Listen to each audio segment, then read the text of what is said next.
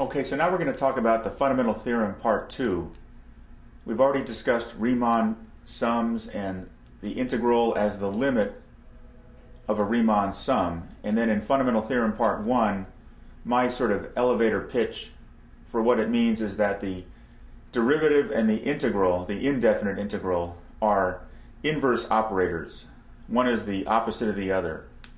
But now we're going to talk about part 2. Most times in the textbook they'll show a proof of part 2 which uses part 1, where you say f of x equals g of x plus c, and then the two c's cancel out. You know, it's interesting, but I think that there's a better way to illustrate the concept of integration and a more elegant proof which does not require use of part 1, and that's what we're going to go through now. It involves using the mean value theorem and then this thing called telescoping sums, where you have things that as you extend it, the intermediate pieces cancel out. So we'll go through this in 2 parts in this hopefully short video and make it hopefully interesting also. Okay, so the first thing is the mean value theorem, which covers slope.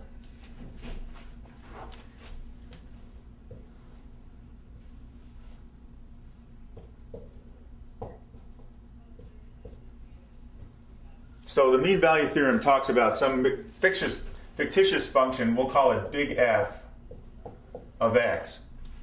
And so we have point A, and obviously the height here is going to be big F of A. And we have point B, and obviously the height here is going to be big F of B. And then we have some point C in the middle. The thing that's unique about point C, and hopefully I didn't draw this too favorably, is that the line from A to B, the slope of that line, there's some point C that has the same slope. And it's obvious, right? So one of the requirements, though, is that f has to be continuous.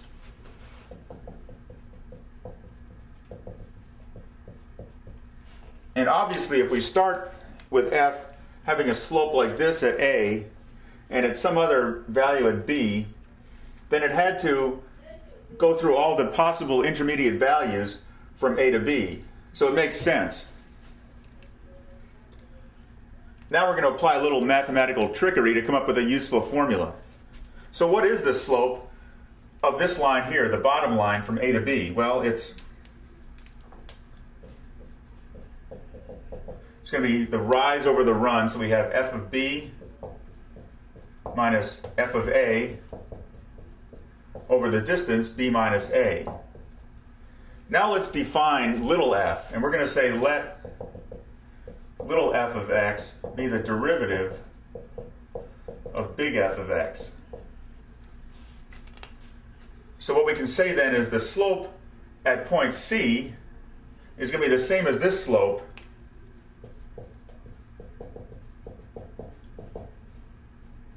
The slope at point C is, according to our definition of derivative, f prime of C. So we can therefore say this equals that. So we have f prime of C equals big F of B minus big F of A over B minus A. And now we can rearrange this and we say that this part, f of B minus f of A, the big stuff,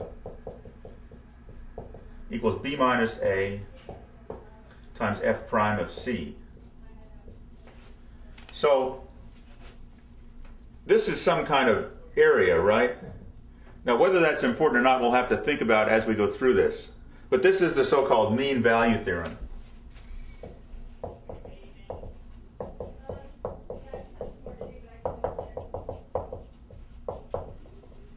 So we're going to use that now to analyze another Riemann sum. Okay, so we've discussed the mean value theorem. Now let's apply it in this case where we're going to calculate an approximate integral using a Riemann sum, just like we've done before. So we have our function. We'll call it little f of x from A to B. So when this becomes little f of A, this becomes little f of B. How are we going to calculate? That's not really important for this Riemann sum. How are we going to calculate the area from A to B? We're going to divide it into little pieces, just like we've always done. Now in the past, the first time we went through and we said, let's use the left-hand side or we can use the right-hand side. It doesn't really matter since it's an approximation. in this case, we're going to use a different point in the middle. And this is kind of the key to making this whole proof work. We're going to use a point C in the middle. So let's just bound the area here, and let's pick a strip. Now I'm going to draw this strip bigger than normal. We would have a lot of strips, and ultimately we're going to take a limit such that the number of strips becomes infinite, so we get an exact answer. But let's look at this strip. I'm going to call this the kth strip.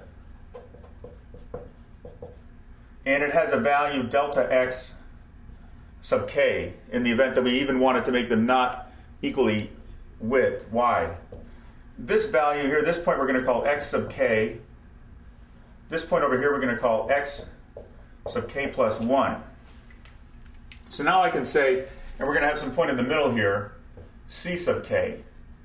And I'm going to calculate the height of this particular strip at this point c sub k, which is between x sub k and x sub k plus 1. Right, so it's a rectangular height. So we have an area here then that is the kth strip is equal to delta x sub k times the height f of c sub k. So now is a good time to remember what was the mean value theorem. It said that big F of B minus big F of A is equal to little f of C times B minus A, where the derivative of big F is little f. So now we're starting to see a little resemblance. Here we have this f of c times b minus a, and here we have this delta x times f of c sub k. B minus a is some distance, so is delta x. So this is really equivalent. So we could then just as easily say the area of the kth strip then is going to be big F of the endpoint of that strip, k plus 1, big F of x sub k plus 1, minus big F of x sub k.